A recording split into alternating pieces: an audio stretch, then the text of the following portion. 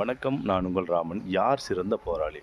மக்கள் நலனுக்காக சில கொள்கைகளை முன்னிறுத்தி போராடும் அவனை இவர்கள் புரிந்து கொள்ளவில்லை என்றாலும் கூட, என்னை பற்றிய புரிதல் இல்லாமல் இருக்கும் இவர்களுக்காக போராடுவதுதான் என் இலக்கு என்று நினைப்பவனே ஆகச்சிறந்த போராளி.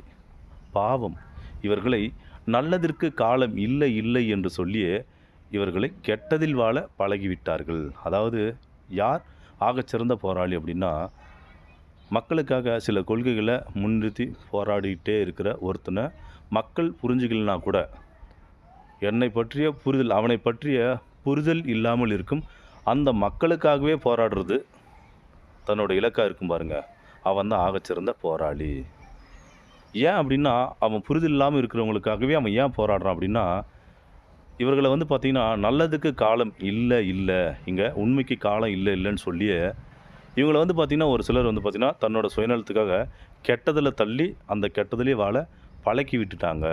அதனால தான் நான் திரும்ப சொல்கிறேன், நல்லதற்கு காலம் இல்லை இல்லை என்று சொல்லியே இவர்களை கெட்டதில் வாழ ஆட்படுத்தி விட்டார்கள்.